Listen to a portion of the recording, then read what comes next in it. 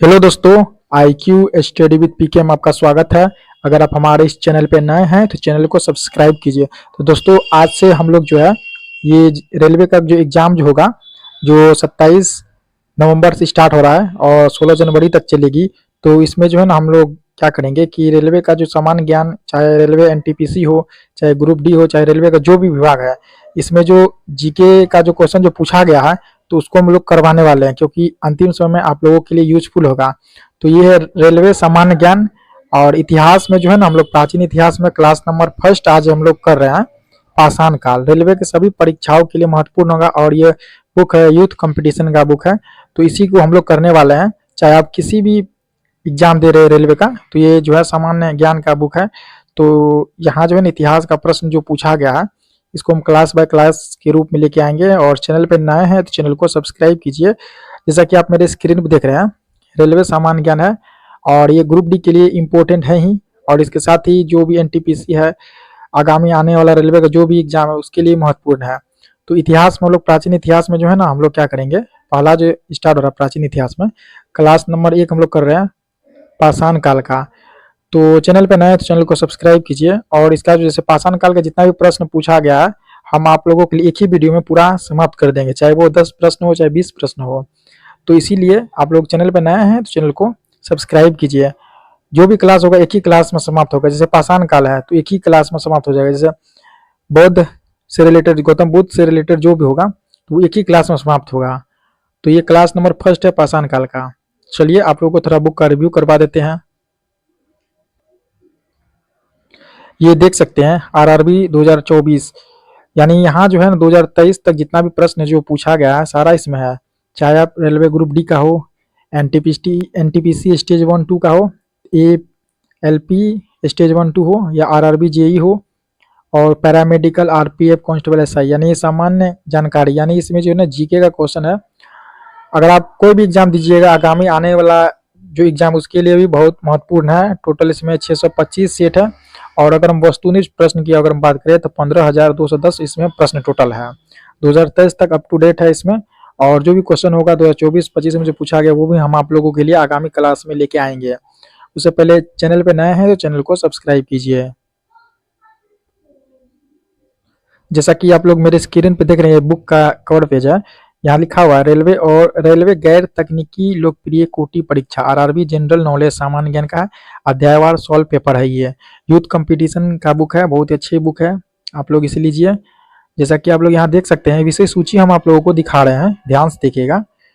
यहाँ पे आज हम लोग स्टार्ट कर रहे हैं इतिहास। तो इतिहास में आपको जो है ना प्राचीन इतिहास होगा, जो प्राचीन इतिहास, एंशिएंट हिस्ट्री। तो इसमें हम लोग स्टार्ट करेंगे आज, क्या बोलता है, पाषाण काल।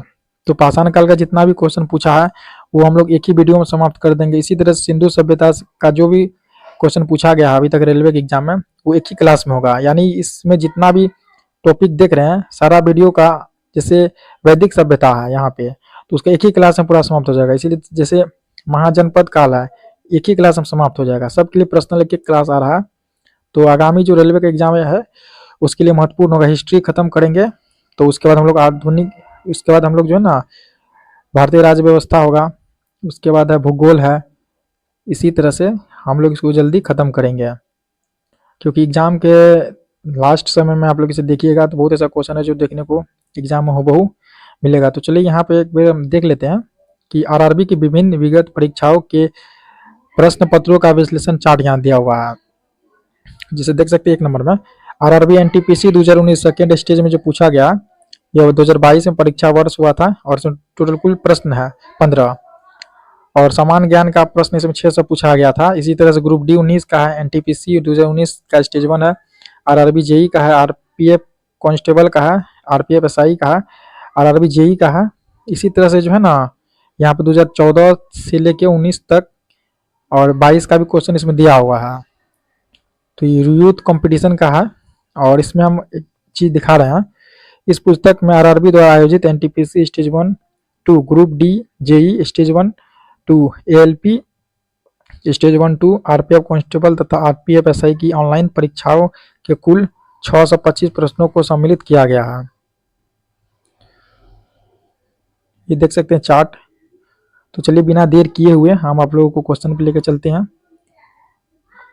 भाग 1 में हम लोग पढ़ाएंगे आज इतिहास, और इतिहास में जो होगा आपको प्राचीन इतिहास यानी एंशियंट हिस्ट्री अभी चलेगी कंटिन्यू। और इसमें जो है ना पाषाण काल, पहला चैप्टर जो है इसमें जो पहला क्लास होगा पाषाण काल का। तो इसीलिए आप लोग चैनल पर नए हैं तो चैनल को सब्सक्राइब कीजिए। तो चलिए पहला क्वेश्चन हम लोग आज स्टार्ट करते हैं। तो आज हम लोग पहला क्लास स्टार्ट कर रहे हैं पाषाण काल यानी स्टोन एज। तो इसमें हम लोग पहला प्रश्न देखेंगे, यहाँ ध्यान से देखिएगा। पहला प्रश्न है इसमें, इनमें से कौन सा पाषाण युग यानी स्टोन एज के 3 प्रमुख कालों के अंतर्गत नहीं आता है। यहाँ क्या पूछा गया, नहीं आता है। तो देखिए इसमें जो नहीं आएगा, कौन नहीं आएगा, ताम्र पाषाण काल। कौन नहीं आएगा, ताम्र पाषाण काल। तो इसका राइट आंसर होगा ऑप्शन नंबर सी, ताम्र पाषाण काल।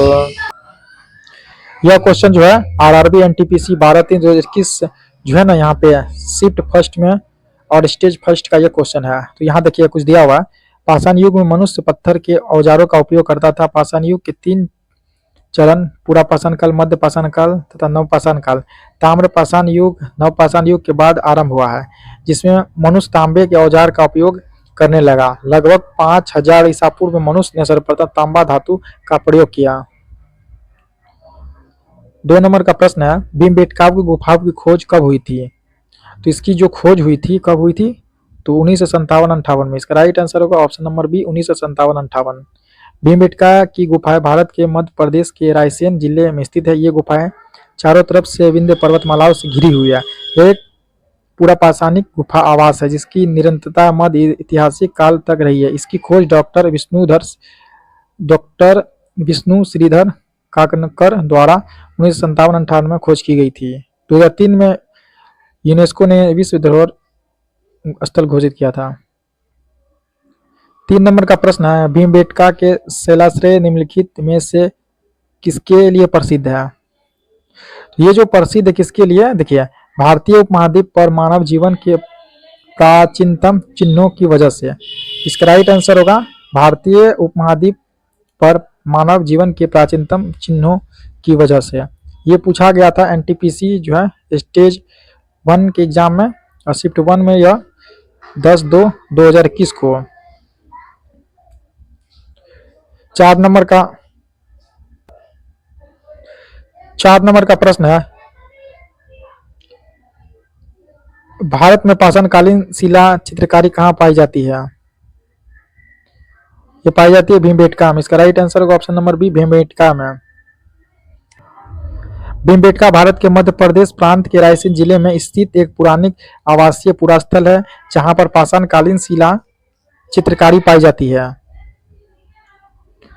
5 नंबर का प्रश्न है जो आप देख रहे हैं स्क्रीन पे, निम्नलिखित में से कौन सा मानव गतिविधियों एवं सभ्यता के प्राक ऐतिहासिक काल का सही कालानुक्रमण है। तो इसका राइट आंसर होगा ऑप्शन नंबर ए। इसका सही क्रम क्या होगा, पूरा पाषाण काल, मध्य पाषाण काल और नव पाषाण काल। प्रागैतिहासिक काल के तात्पर्य इतिहास के उस युग से है जब मानव ने लिपि अथवा लेखन का विकास नहीं किया था और उसका जीवन पत्थरों के इर्द गिर्द सीमित था। इसीलिए इसे पाषाण काल भी कहते हैं। इस पाषाण काल अथवा प्रागैतिहासिक काल को 3 भागों में बांटकर देखा जा सकता है, पूरा पाषाण काल, मध्य पाषाण काल और नव पाषाण काल।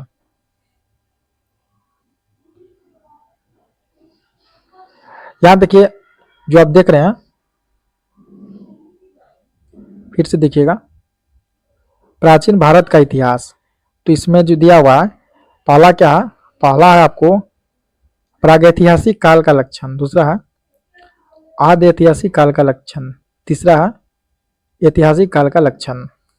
तो इसमें देखिए पहले देखेंगे हम लोग प्रागैतिहासिक काल का लक्षण। तो इसमें पहला क्या दिया हुआ है, लिखित साक्ष्य उपलब्ध नहीं है इसमें। उसी में फिर है नीचे पुरातात्विक साक्ष्य उपलब्ध है, या ऐसे देखिए इसको प्रागैतिहासिक काल का लक्षण में क्या दिया, लिखित साक्ष्य उपलब्ध है। आदि ऐतिहासिक काल के लक्षण में लिखित साक्ष्य जो है उपलब्ध है। इसी तरह ऐतिहासिक काल के लक्षण में पुरातात्विक एवं साहित्य साक्ष्यों के आधार पर निर्धारण है। इसी तरह प्रागैतिहासिक काल के लक्षण में है पुरातात्विक साक्ष्य उपलब्ध है। आदि ऐतिहासिक काल के लक्षण में क्या दिया हुआ है, लेकिन लिपि गूढ़ एवं अपठनीय है। इसी तरह प्रागैतिहासिक काल के लक्षण में उदाहरण पाषाण काल, इसमें है उदाहरण संदर्भ सभ्यता। अब यहाँ हम लोग देख रहे हैं, यहाँ ध्यान से देखिएगा, जैसे पहला दिया हुआ पूरा पाषाण काल, इसका समयावधि कितना दिया हुआ है, इसका समय अवधि दिया हुआ है 5,00,000 ईसा पूर्व से 10,000 ईसा पूर्व तक। इसी तरह से दूसरा है आपको मध्य पाषाण काल, इसका समय अवधि है 9,000 ईसा पूर्व से 4,000 ईसा पूर्व तक। तीसरा है इसमें नव पाषाण काल, इसका समय अवधि है 7,000 ईसा पूर्व से 1,000 ईसा पूर्व तक। तो दोस्तों इसे आप लोग अच्छी तरीका से देख लीजिएगा, याद कर लीजिएगा। और इसका जो है ना हम पीडीएफ भी दे देंगे। तो पीडीएफ कहाँ से मिलेगा, तो इस वीडियो के डिस्क्रिप्शन में नीचे जो है टेलीग्राम चैनल का लिंक मिलेगा, वहाँ से आप लोग जुड़ जाइए और टेलीग्राम जुड़िएगा तो इसका पीडीएफ जो है ना आपको दे देंगे। जैसे आज हम लोग जो है यहाँ आप लोग देख लीजिए, जैसे पहला क्लास में जो है ना पाषाण काल को पूरा खत्म कर दिया है। ये जो क्वेश्चन हुआ ये पहला क्लास यानी इसी वीडियो में मिल गया आपको। इसी तरह से इसका नेक्स्ट जो है ना दूसरा वीडियो आएगा दूसरा क्लास का, उसमें आएगा सिंधु सभ्यता। सिंधु सभ्यता से जितना भी प्रश्न मिलेगा वो सब आपको एक ही वीडियो में मिल जाएगा। चैनल पे नए हैं तो चैनल को सब्सक्राइब कीजिए और बेल आइकन को प्रेस कीजिए और अपने दोस्तों में वीडियो को शेयर कीजिए।